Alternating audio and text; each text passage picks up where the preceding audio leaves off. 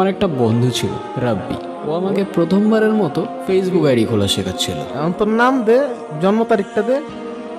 আরে কি লিখতেছস? আমার নাম? তোর আসল নাম যদি ফেসবুকে দেস, তোর ফ্যামিলি মেম্বাররা দেখলে তোরে খারাপ ছেলে ভাববে না? তাহলে কি দিব? ব্যর্থ বালক দে। এটা তো তোর আইডির নাম ব্যর্থ বালক, তাহলে আমি কেমনে দিব? তাইলে তোর ইচ্ছা মতন একটা দে। পাইছি, উদ্দেশ্যহীন গন্তব্য। এটার মানে কি? মানে এটা অনেক কঠিন, তুই বুঝবি। আচ্ছা এখন চল তো একদিন স্কুল থেকে বাসায় ফিরে ছাদে বসেছিলাম, রাব্বির কথা মতো ফেসবুকে র্যান্ডমলি ফ্রেন্ড রিকোয়েস্ট দিয়ে যাচ্ছিলাম। কিছুক্ষণ পর হঠাৎ দেখলাম একটা মেয়ে ফ্রেন্ড রিকোয়েস্ট অ্যাকসেপ্ট করছে। যাই হোক, বেশি কিছু না ভেবেই আবার একটা মেসেজও করে দিলাম, হাই। ঠিক 2 মিনিট পর ও পাশ থেকে রিপ্লাই আসলো, বাই। তুমি কি আমাকে ইনসাল্ট করলা? রিপ্লাই তো করো। কি রিপ্লাই করবো? কোথায় থাকো তুমি? বাই, পরে কথা হবে। এই দাঁড়া, মুড়ি কিন্তু শেষ হয়ে গেল, পরে কিন্তু আমার কাছে টাকা দে। আরে রাখ তো তোর মুড়ি, খাতি। কাল মে কুছ তো কালা হ্যাঁ। কি হয়েছে? কালকে প্রথমবারের মতো একটা মেয়ে ফ্রেন্ড রিকোয়েস্ট অ্যাকসেপ্ট করছি। আমি শিওর ফেকাই। বেকারি কেন বে? এর আগে একটা মেয়ের সাথে 3 মাস চ্যাট করতে এমবি কিনে কিনে রিচার্জ করে দিতে বললে রিচার্জ করে দিতে, আবার পকেটের টাকা চুরি করে। তারপর? তারপর আর কি, আমাদের ক্লাসের ফাইনের ফেকাই দিছিল। আমি শিওর তোর এটাও ফেকাই। আরে ধুর, কি বলোস? নাম্বার চাই দিস, জীবনও দিব। বাড়িতে ফিরেই একটা টেক্সট করলাম, তোমার নাম্বারটা দেওয়া যাবে? আসলো 22 মিনিট পর। সরি, অচেনা কাউকে আমার নাম্বার দিন না। বুঝতে পারছি, এটা তোমার ফেক আইডি। ফেক আইডি মানে? লাই দিব না এখন। ওই হ্যালো, রিপ্লাই করো না কেন? দেখো আমার কিন্তু মেজাজ খারাপ করো না, ভালো হবে না বলে দিলাম। এই তোমার নাম্বার দাও, আমি কল দিচ্ছি। এই নাও। হ্যালো? ফেক আইডি এটা না? আমার তো তাই মনে হচ্ছিল। আর এখন কি মনে হচ্ছে? এখন তো মনে হচ্ছে হয়তো রিয়েল আইডি। এখনো হয়তো? দুইটা থাপ্পড় মারলে না একদম সব হয়তো টয়তো বের হয়ে যাবে। ওই হ্যালো, বয়স কত তোমার? কিসে পড়ো তুমি? আমি ক্লাস 8। তুমি যদি ক্লাস 8-এ পড়ো, আমি তোমার সিনিয়র। আর সিনিয়রদের সাথে রেসপেক্ট দিয়ে কথা বলতে হয়, জানো না? সরি, আমি আসলে তো সিনিয়র টিনিয়র মানি না। যে আমাকে রেসপেক্ট করে আমি তাকে রেসপেক্ট। আচ্ছা, তোমার নামটা এত কঠিন কেন? মৃত্তিকা, তোমার নামটা অনেক কঠিন। আচ্ছা, কঠিন হলে তুমি একটা নাম দিয়ে দাও। তোমাকে আজকে থেকে আমি মিতু বলে ডাকবো। কিন্তু নামটা কিন্তু অনেক কিউট আছে। এরপর থেকে অলমোস্ট প্রতিদিন ওর সাথে কথা হতো, কিন্তু একদিন বিকালে হঠাৎ করেই মিতু কল ধরছিল না। ওই দিন যে কি টেনশন হচ্ছিল ভাই, সেদিন রাতে বাড়ির ছাদেই ঘুমিয়ে পড়ি। আর পরদিন বিকালে মিতুরই কল আসলো। হ্যালো মিতু, তুমি ঠিক আছো? তোমার কিছু হয় নাই তো? না, কি হবে আমার? কালকে সারাদিন তোমার ফোন বন্ধ ছিল। কেন প্রত্যেকদিন যে কল দিতেই হবে এমন কোনো মানে আছে নাকি? এভাবে কথা বলতেছো যে? আচ্ছা বাদ দাও, কালকে কল দিতে পারি নাই এর জন্য চাও সরি। It's okay. আমার সাথে দেখা করবা? করবো। কোথায় আসবো বলো? আরে মজা করছি। আচ্ছা রাখলাম রাখলাম, মা আসতেছে। আমি সত্যি আসবো কিন্তু কালকে। কি রে ভাই, থামলি কে? আমি আজকে স্কুল যাব না ভাই। কই যাবি? রসুলপুর, মিতুর সাথে দেখা করতে। তুই শুধু আমার একটা কাজ করে দিতে পারবি? কি কাজ? প্রেজেন্টটা দিয়ে দিস, নাইলে জালাল স্যার আবার বাসায় কল দিয়ে নালিশ করবো। ওকে দিমুনে, যা সিঙ্গারা খাওয়াবি। আচ্ছা খাও মনে, যা।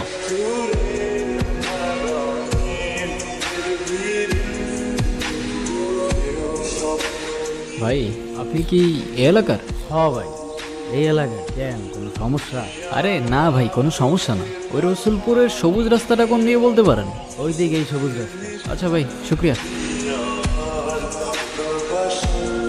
মিতুকে আমি প্রথমবার দেখলাম, ওকে এতটা সুন্দর লাগছিল যতটা হয়তো আমি ইমেজিনও করিনি।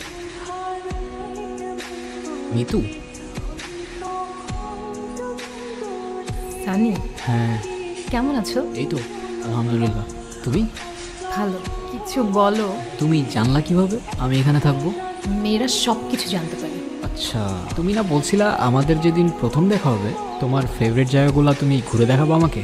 চলো তাহলে এখান থেকেই শুরু করি, কারণ এটাও আমার সবগুলো ফেভারিট জায়গার মধ্যে একটা জায়গা। ছোটবেলা যখন মন খারাপ হতো তখন আমি এখানে এসে বসে একা একা কান্না করতাম। চলো ওদিকটাই যাই।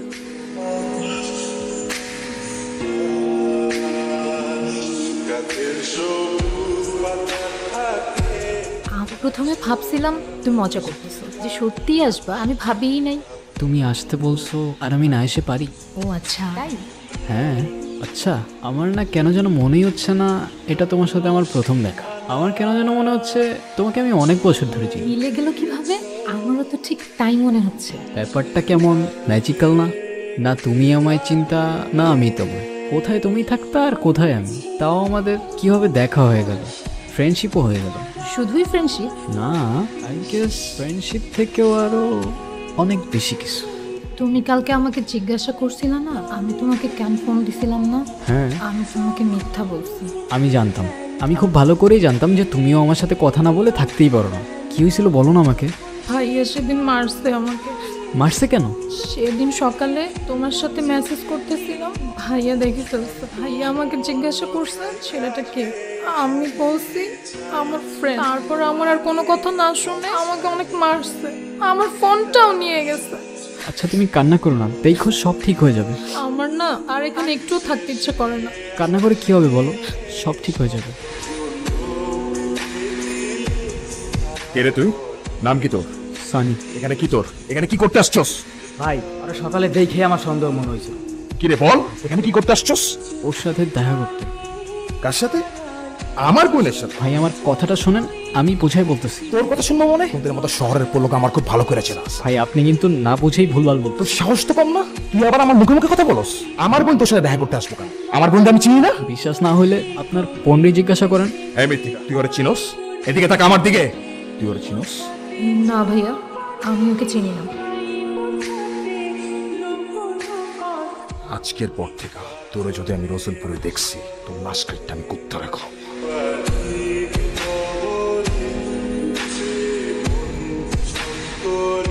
সেদিন খুব কষ্ট পেয়েছিলাম।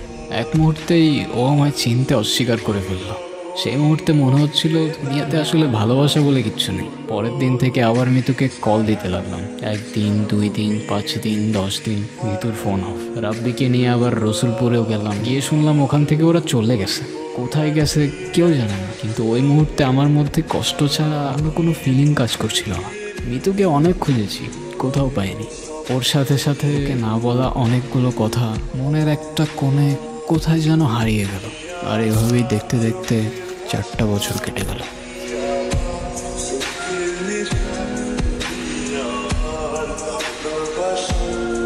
ওই হ্যালো, সিনিয়র এ এদিকে। ব্রো স্টপ ইট, ওর সাথে একদম ফাইজলামি করিস না। কেন, তুই চিনিস নাকি ওরে? ছোটবেলা থেকে। আরে যা, কথা বল। Okay bye. মিতু? আমার নাম মৃত্তিকা। কিন্তু আমি তো মিতু বলেই ডাকতাম। কিছু বলবা? কিছু বলবো না মানে? তোমাকে আমি কত খুঁজছি তোমার আইডিয়াও নেই। 1000টা ফোন দিছি, তোমার ফোন বন্ধ। রসুলপুরে আবার গেছি, আশেপাশে সব গ্রাম খুঁজছি, কোথাও তুমি নাই। কোথায় গেছো, কেন গেছো কিছু জানি না, আর তুমি আমাকে জিজ্ঞেস করতেছো আমি কিছু বলবো কি না। দেখো ওইসব অনেক আগের কথা, আমি ওইসব থেকে অনেক আগেই মুভ অন করে ফেলেছি সানি। আসি। তোমার পথে দিশা থাকে সে দিশা